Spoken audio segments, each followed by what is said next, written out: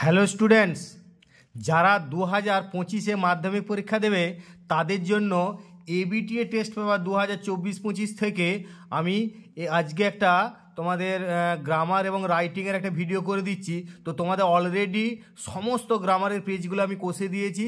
তোমরা চ্যানেলটা সাবস্ক্রাইব করে রাখো এবং এই চ্যানেলটাকে নোটিফিকেশানটা অল করে রাখো যাতে তোমাদের সমস্ত ভিডিও তাড়াতাড়ি পৌঁছে যায়।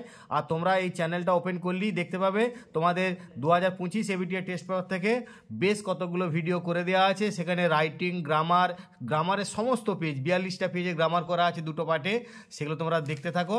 আর তোমাদেরকে আমি আগেই বলেছি যে আমি চেষ্টা করব সমস্ত পেজেরই তোমাদের রাইটিং, গ্রামারগুলো সবই করে দিতে, বা কিছু কিছু সিন আনসিন সবই করে দেবো যেগুলো মোস্ট ইম্পর্ট্যান্ট। আর রাইটিংয়ের যেগুলো মোস্ট ইম্পর্ট্যান্ট সেগুলো কিন্তু আমি অবশ্যই করে দেবো। তোমরা চ্যানেলটা সাবস্ক্রাইব করে পাশে থাকো এবং নোটিফিকেশান অল করে রাখো যাতে করে সমস্ত ভিডিও খুব তাড়াতাড়ি তোমাদের কাছে পৌঁছে যায়। তো আজকে আমি তোমাদের এই 136 নম্বর যে পেজটা রয়েছে, মানে যেটা তোমরা গ্রামারটা পাবে 139 নম্বরে আর পেজটা কন্টেন্টে পাবে 136-এ, সেই 136-এর পেজের গ্রামার এবং তার সঙ্গে তোমাদের রাইটিংগুলো নিয়ে আলোচনা করব। তো প্রথমেই দেখো যে এখানে এর দাগে যেটা রয়েছে, 4-এর দাগে আর কি, 4-এর এখানে প্রথমেই এগুলো ভার্ব ফর্ম রয়েছে।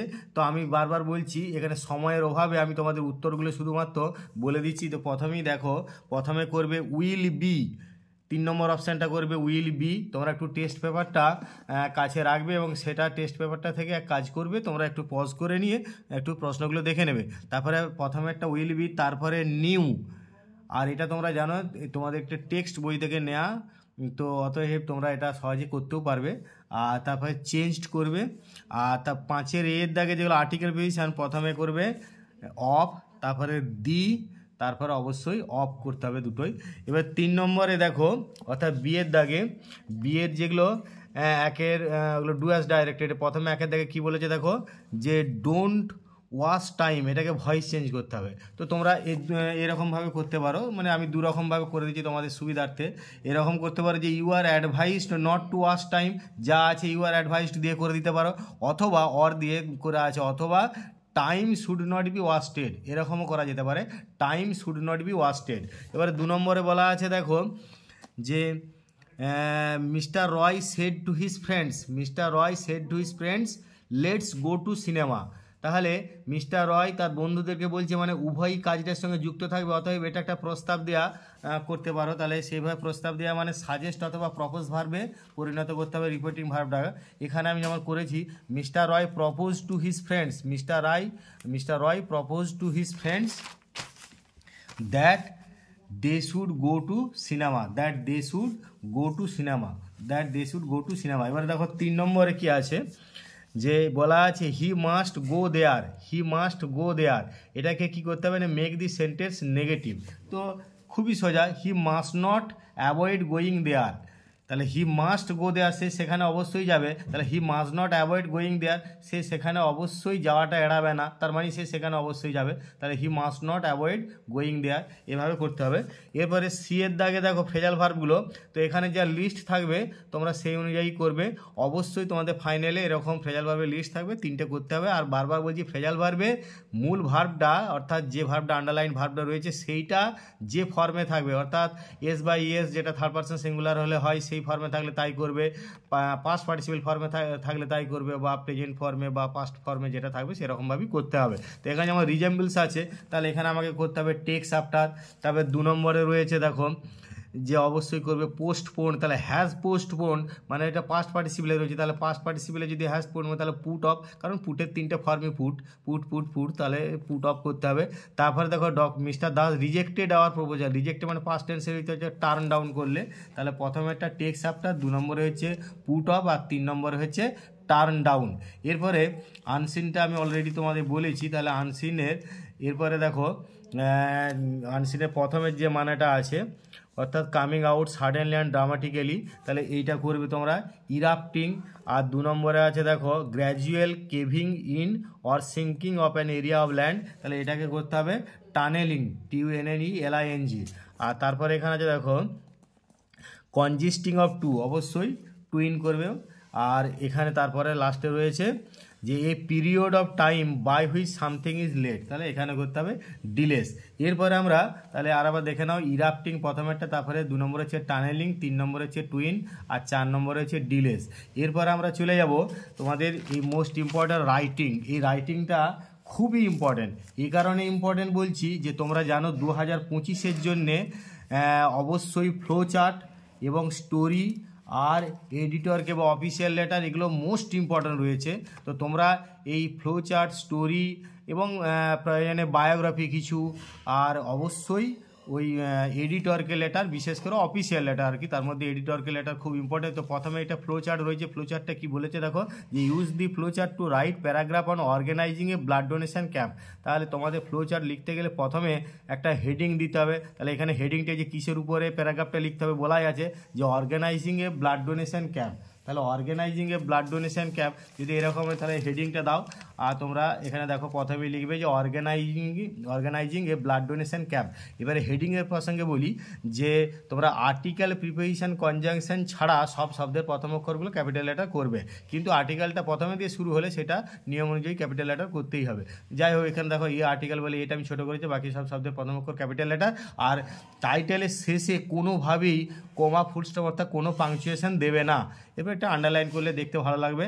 আর যেহেতু ফ্লো চার্ট মানে প্রথমে একটা ওই প্যারাগ্রাফটার একটা ইন্ট্রোডাক্টরি সেন্টেন্স হিসাবে যে জিনিসটা নিয়ে তোমাদের ওটা মেকিং বা অর্গানাইজিং বা প্রিপেয়ারিং হচ্ছে সেই সম্পর্কে একটা ইম্পর্টেন্ট সেন্টেন্স লিখতে হবে। যেমন এখানে দেখো যে মানে রক্তদান শিবিরের আয়োজন আর কি, তাহলে সেই জন্যে এখানে একটা এরকমভাবে লিখতে পারো যে to donate blood to a dying patient is a noble act, অর্থাৎ মুমূর্ষু রোগীকে রক্তদান করা হচ্ছে একটা মহৎ কাজ। To keep up the sufficient stock of blood of different groups, blood donation camps are open held from time to time. তাহলে যথেষ্ট স্টক বজায় রাখার জন্য বিভিন্ন গ্রুপের রক্তে এই ব্লাড ডোনেশন ক্যাম্প প্রায়ই আয়োজিত হয়। টাইম টু টাইম মানে সময় সময় বা প্রায়ই আয়োজিত হয়। এরপরে দেখো to organise a blood donation camp, first a detailed information about the camp, দিয়ে কমাটা দেবে, such as venue, time, date ETC is given in the locality. এটা একটা ইনফরমেশান দিতে হয় এলাকাতে, যে এলাকায় ব্লাড ডোনেশন ক্যাম্পটা হবে। Then the camp is set up on the fixed date at a predetermined place with proper arrangements. তাহলে একটা নির্দিষ্ট তারিখে আগের যে জায়গা সম্পর্কে ইনফরমেশান দেওয়া হয়েছিল যে কোথায় আয়োজিত হবে, সেই প্রি ডিটারমাইন্ড অর্থাৎ পূর্ব নির্ধারিত জায়গাতেই উইথ প্রপার অ্যারেঞ্জমেন্ট যথোপযুক্ত ব্যবস্থা সহকারে তাহলে একটা ক্যাম্প বা শিবির আয়োজন করা হয়, শিবির স্থাপন করা হয়, সেটা মানে স্থাপন করা। Qualified doctors and the health staff are invited, তাহলে কোয়ালিফাইড ডাক্তার অর্থাৎ যোগ্যতা সম্পন্ন ডাক্তারদের এবং হেলথ স্টাফেদেরকে আর ইনভাইটেড তাদেরকে আমন্ত্রণ জানানো হয় to run the camp smoothly, ক্যাম্পটা শিবিরটা স্মুথলি বা সুন্দরভাবে চালানোর জন্যে। Then the names of enlisted, এখানে then the names of enlisted অর্থাৎ এইটা তোমরা এটা ফুল স্টপ ধরবে না, এখানে কিছু নয় এটা আর কি। তাহলে then the names of enlisted blood donors are announced and দি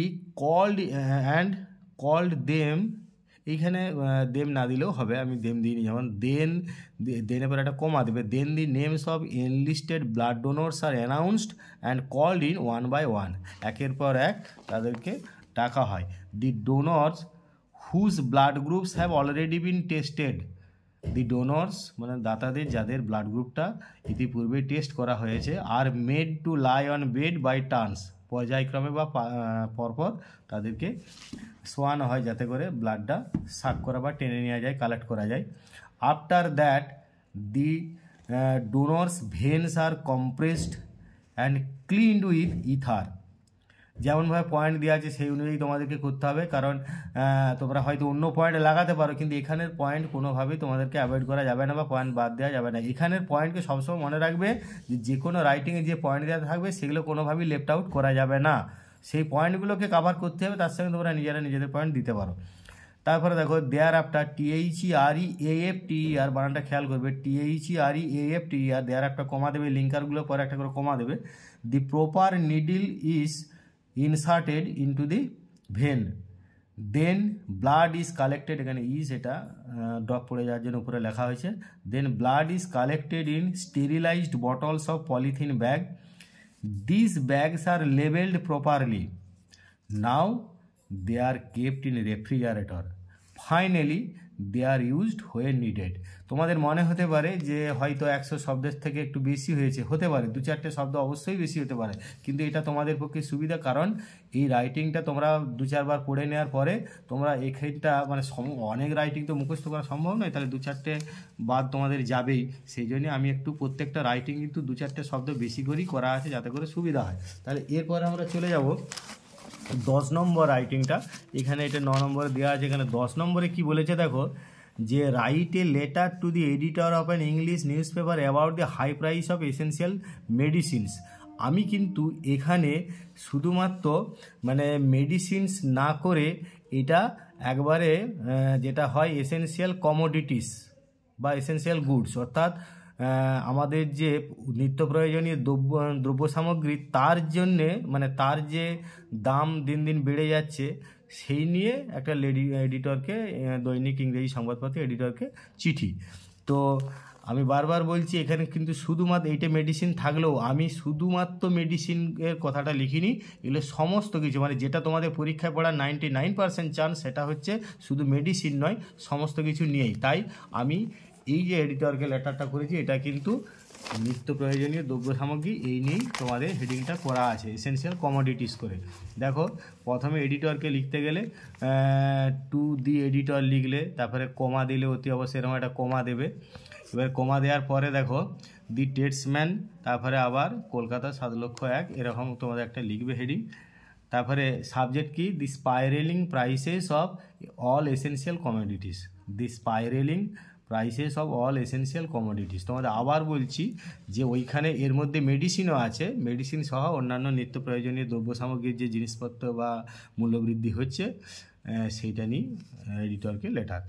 তাহলে প্রথমেই একটা ইন্ট্রোডাক্টরি বড় সেন্টেন্স লিখবে যে please allow me a little space in your esteem daily to express my concern about the spiralling prices of all essential commodities.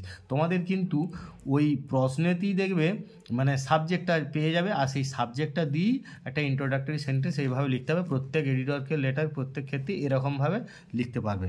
তারপরে মাঝখানে বডিতে এবারে লিখবে যে prices of essential commodities are increasing by leaps and bounds due to continuous hike in the prices of petrol products including petrol, diesel and LPG gas. In recent times prices of grocery, vegetables, clothes, medicines, এইখানে medicines উল্লেখ করা আছে শুধুমাত্র, আবার বলছি medicine নয় সব কিছুই, সেই জন্য এখানে মেডিসিন করে উল্লেখ করে দিয়েছে পার্টিকুলার। আর so high that the poor and the middle class people find it difficult to make both ends meet. The recent floods and lockdown have made the situation miserable. এবারে লকডাউন এটা দেওয়া হয়েছে কিন্তু তোমরা নিশ্চিন্তে দিতে পারো, এটা কিন্তু কোনো অসুবিধা নেই, কারণ লকডাউন তো দীর্ঘদিন থাকার জন্যে অনেক কিছু তোমাদের মূল্যবৃদ্ধি বা অন্যান্য প্রয়োজনীয় হয়েছে, মানে অন্য পরিবর্তন হয়েছে, তাহলে সেই জন্যে এটা দেওয়ার কোনো অসুবিধা নেই, তোমরা আরামসে দেবে। Lockdown have made the situation miserable, hardships of common people have been beyond description, the poor section of the society is fighting for survival. এরপরে তোমার মূল জিনিসটা হয়ে গেল মানে তোমাদের এডিটরকে লেটারটা একদম প্রয়োজন মতো প্রায় 100-ই প্লাস মাইনাস 2-5টা করা আছে, তার মধ্যেই করা আছে এটা। Under such circumstances the government should take necessary steps immediately to bring the situation under control. এরপরে অবশ্যই থ্যাঙ্কিং ইউ মাঝখানে লিখবে, ইয়োর্স ফেথফুলি লিখে কিন্তু নিজের নামটা লিখবে, ইয়োর্স ফেথফুলি পর কমাটা দেবে, তারপরে নিজের নামটা লিখবে, ইয়োর্স ফেথফুলি পর কমা দিয়ে নিজের নাম লিখবে, বারবার বলছি। তো এইখানে কিন্তু আবার বলছি এই ডেটেড করে, এগুলো সব কাল্পনিক, ডেটেড করে মানে তুমি তোমার ঠিকানাটা দিতে পারো, আমি এখানে একটা কাল্পনিক কতুলপুর বাঁকুড়া, এবারে এখানে যে ডেট তোমরা এরকম যা হোক কিছু দিতে পারো। আমি এরকম ধরো 25/2/25 তোমরা যখন পরীক্ষা দেবে তাতে এরকম সময় হতে পারে, তো পরীক্ষাটা অবশ্যই নিশ্চয়ই 25 হবে নি, তোমাদের সম্ভবত 11 তারিখ হতে পারে, তো সেইখানে সেটাও ডেটটা দিতে পারো। তো যাই হোক, তোমাদের এই ডেটগুলো নিয়ে কোনো কিছু এসে যাবে না, এটা কাল্পনিক। তোমরা এখানে 25-এর পরিবর্তে 11ও দিতে পারো, যা হোক 11/2/2025 তোমরা যেদিনে পরীক্ষা দেবে সেদিনের ডেট দিতে পারো। যাই হোক, আমি এবারে কিন্তু তোমাদের বারবার বলছি, এডিটরকে লেটার যেভাবে পরীক্ষায় বারবার আসে আমি ঠিক সেইভাবেই কভার করেছি, এখানে শুধুমাত্র মেডিসিন নিয়ে নয়। এরপরে 11 দাগে দেখো, এটা ভীষণ ভীষণ ইম্পর্টেন্ট গল্প, কারণ এই গল্প অনেক পরীক্ষাতে অনেকবার এসেছে যে ওই কিছু বদমাস ছেলে ছিল, তারা সেই পুকুরে ব্যাঙেদের মাথায় ঢিল মারছিল, তো সেই নিয়ে তোমাদের গল্প জানা আছে, সেই গল্পটা এখানে দেওয়া আছে। খুব ইন্টারেস্টিং গল্প এবং সবাইকার জানা গল্প, এবং এই গল্পটা বহুবার পড়েছে এবং এটার একটা মরালও হবে, সেই জন্য তোমাদের এখানে বলা আছে। দেখো, write a story, add a title and moral to it. সাধারণত তোমাদের ফাইনালে গল্পে অধিকাংশ ক্ষেত্রেই কখনো শুধু টাইটেলটাই বলা থাকে, মরাল বলা থাকে না, কিন্তু তোমরা মরাল জানলে অবশ্যই মরালটা দিতে পারবে। মরালটা যদি ফ্যাবেল মানে নীতিমূলক গল্প হয় তাহলে মরালটা অবশ্যই দেওয়া ভালো বা দিতে হবে, তাহলে সেটার কেন আলাদা ক্রেডিট রয়েছে। তো যাই হোক, এখানে তো মরাল দিতে হবে বলাই আছে। তো আমি যাই হোক গল্পটা কেমনভাবে সাজিয়েছি দেখো, খুব ইন্টারেস্টিং এবং খুব সহজ গল্প, এবং তোমরা এটা সবাই প্রায় করতে পারবে, গল্পটা জানা গল্প। তো যাই হোক, প্রথমে দেখো টাইটেল লিখেছি the boys and the frogs, এইভাবে টাইটেল লিখবে। তাহলে প্রথমে দিয়ে টি বড়, কিন্তু মাঝখানে অ্যান্ড দি এগুলো কনজাংশন আর্টিকেল বলে, এগুলো সব ছোটো হাতেরই রয়েছে। এরপরে এইভাবে গল্পটা করা আছে দেখো, খুব সহজভাবে লেখা গল্পটা এবং ছোট করে। আর গল্পের মধ্যে যদি ডায়ালগ দিতে পারো, অর্থাৎ ডাইরেক্ট কোটেশন, তাহলে কিন্তু খুব ইন্টারেস্টিং হবে এবং খুব ভালো নম্বর পাওয়া যাবে। একদম তোমরা চেষ্টা করবে তাই। দেখো, আমি এখানে সেরকমই করেছি। Once upon a time there lived some frogs in a certain pond, they lived very happily, but one day some boys came to the pond. They were very naughty. They saw the heads of some frogs on the surface of the pond water. They wanted to enjoy the scene. They picked up some pieces of stones and threw them at the heads of the frogs in the pond. As a result, একটা comma দেবে, some frogs died instantly, সঙ্গে সঙ্গে কিছু ব্যাঙ মারা গেল, and some were severely injured পরে full stop.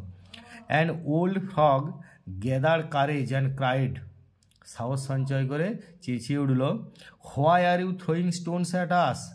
দিয়ে জিজ্ঞাসা, এই যে ডাইরেক্ট কোটেশনটা খেয়াল করবে কিন্তু, please stop your cruel activities and save আস।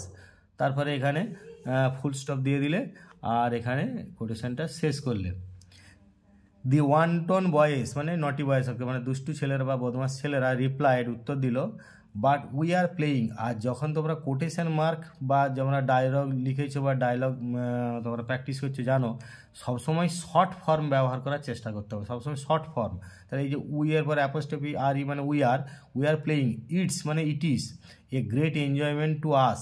তারপর ফুল স্টপ দিয়ে আবার দেখো ডায়লগ দেওয়া আছে, the old frog said to them again, তাদেরকে আবার বললো, দিয়ে কমা দিয়ে কোটেশন মার্কটা শুরু, your play is our death, have a pity with us, please live and let leave.